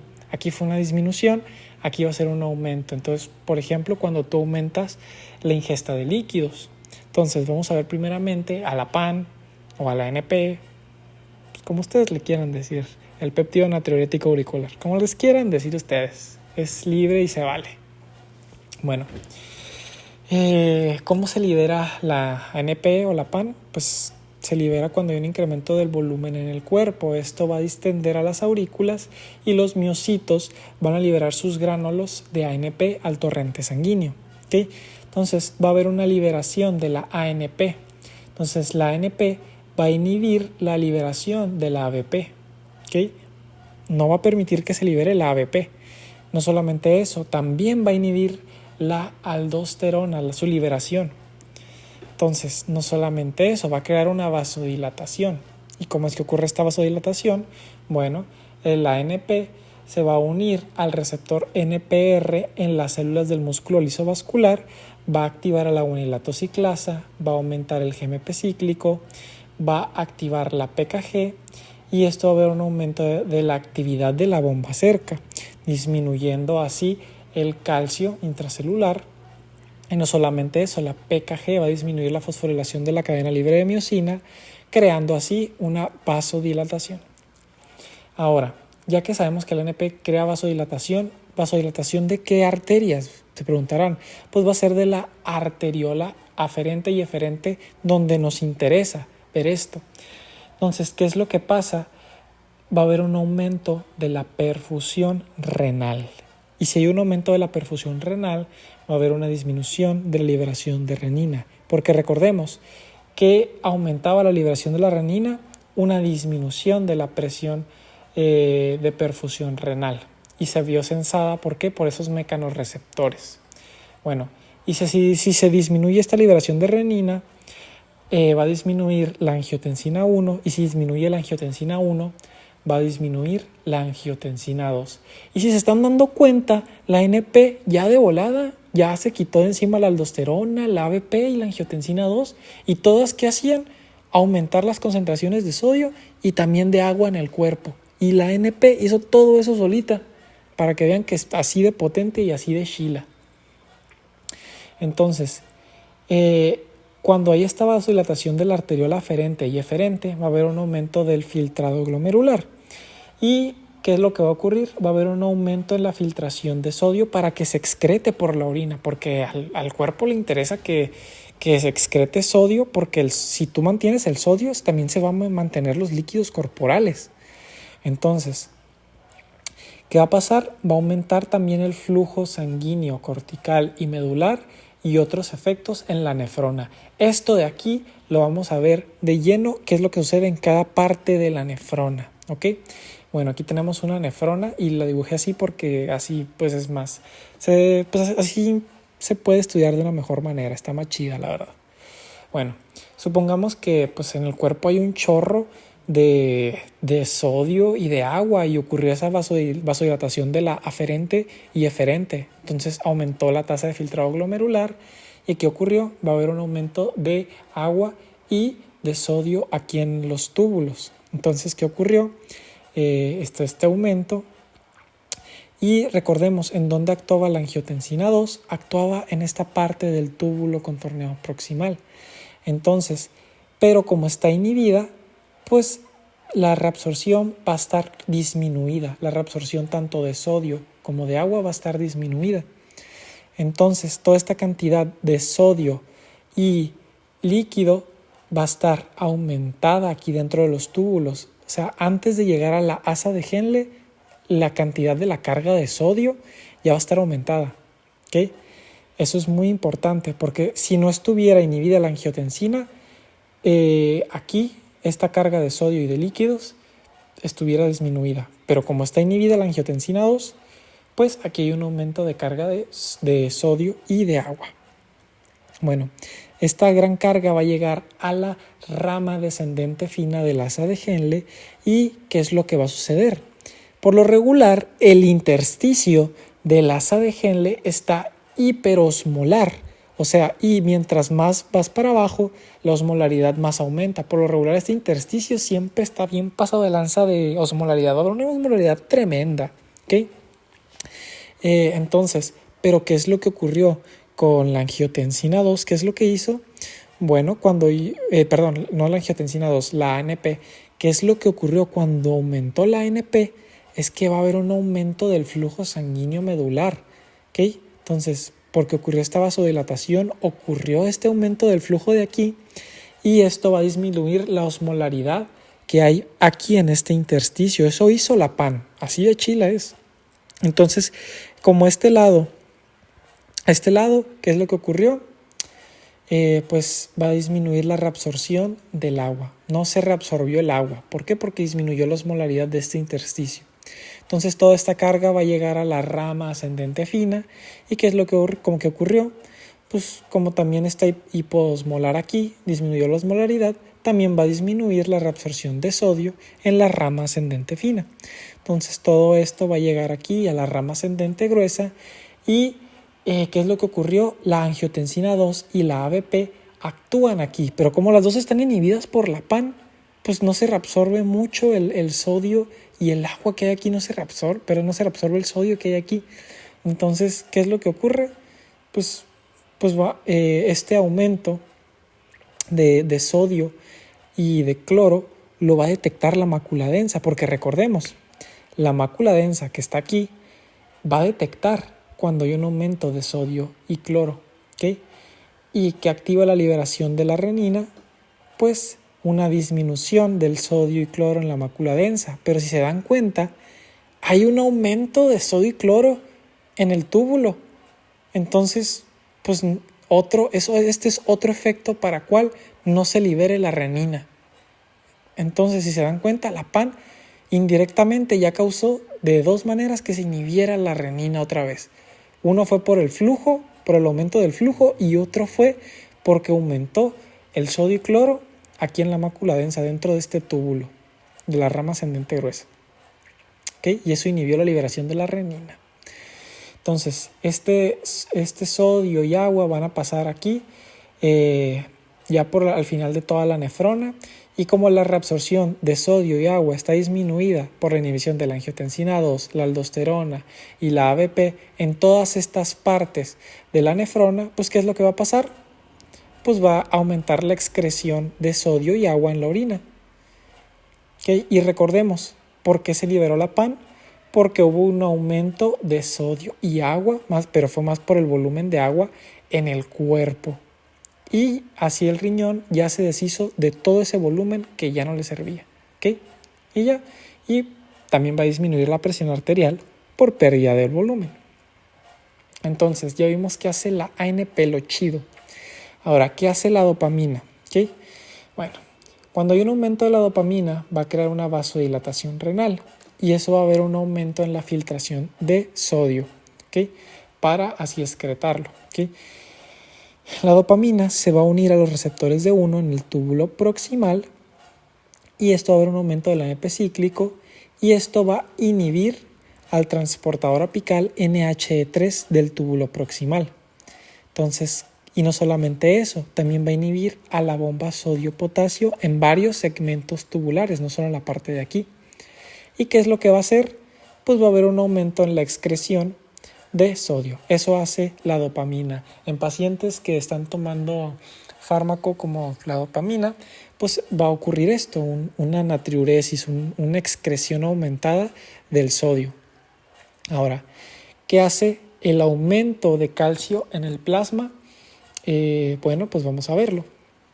Bueno, aquí tenemos la rama ascendente gruesa y digamos que hubo un aumento del calcio. Entonces, aquí tenemos un receptor sensible al calcio. Entonces, cuando se une el calcio a este receptor porque hay un aumento de calcio, va a activar la vía G-alfa-I, va a inhibir la adenilatociclasa, va a disminuir el ANP cíclico y va a inhibir a la NKCC2. Pero no solamente eso, también este KCR está unido a una proteína G alfa Q y va a activar esta vía. ¿Y qué es lo que va a ocurrir? Pues la PKC va a inhibir al NKCC2. Ahora, también está unida a este tipo de proteína G, el cual va a activar a la PLA2, va a aumentar el ácido araquidónico y va a pasar el ácido araquidónico por el citocromo P450 y va a crear esta molécula de aquí. ¿Y qué es lo que va a hacer esa molécula? Va a inhibir tanto al canal de potasio como al NKCC2. Si se dan cuenta, todas estas vías crea el calcio. ¿Para qué? Para disminuir así la reabsorción de sodio. ¿Okay? Y pues así la reabsorción también paracelular va a disminuir. ¿Okay? Y también va a disminuir la reabsorción tanto de sodio, magnesio, calcio, potasio y cloro. No solamente el de sodio, también de estos iones también va a disminuir su reabsorción.